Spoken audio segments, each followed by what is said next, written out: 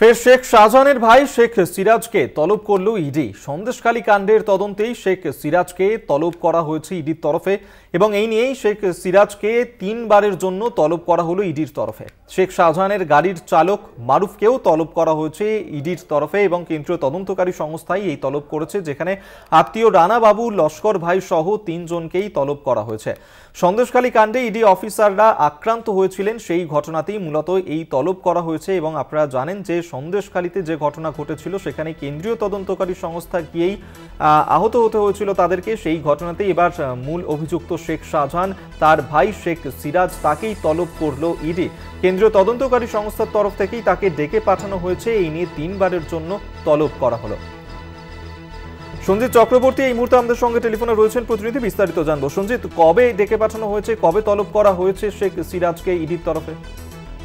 দেখো, ইতিমধ্যে যেমন ফের শেখ সিরাজকে তলব করা হয়েছে, অর্থাৎ সন্দেশখালীর ঘটনা নিয়ে, ইডি আক্রান্তের ঘটনা নিয়ে শেখ শাহজাহানের ভাই শেখ সিরাজকে এর আগেও 2 বার কিন্তু নোটিশ দিয়েছিল ইডি, এবার 3য়বার নোটিশ দেওয়া হলো। শুধু শেখ সিরাজকে নয়, তার সঙ্গে শেখ শাহজাহানের যে গাড়ির ড্রাইভার ছিল মীর মারুফ এবং তার আত্মীয় রানাবাবু লস্করকেও কিন্তু তলব করা হয়েছে ইডির পক্ষ থেকে।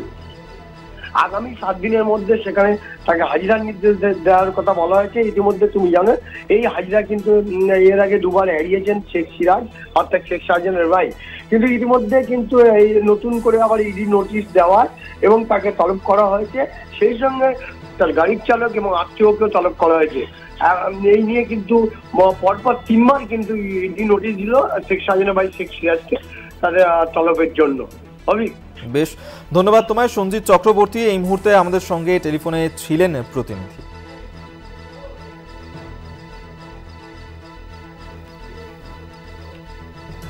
আপনাদের আরেকবার জানিয়ে রাখবো, ইডির তরফ থেকে এবার তলব করা হয়েছে শেখ শাহজাহানের ভাই শেখ সিরাজকে এবং আগামী 7 দিনের মধ্যেই তাকে ডেকে পাঠানো হয়েছে। এর আগেও 2 বার ডেকে পাঠানো হয়েছিল, কিন্তু তিনি যাননি, হাজিরা এড়িয়েছিলেন। সেক্ষেত্রে ফের একবার তলব করা হয়েছে এবং সন্দেশখালীতেই কেন্দ্রীয় তদন্তকারী সংস্থা তারা আহত হয়েছিলেন, সেই ঘটনাতেই মূলত তলব করা হয়েছে শেখ শাহজাহানের ভাইকে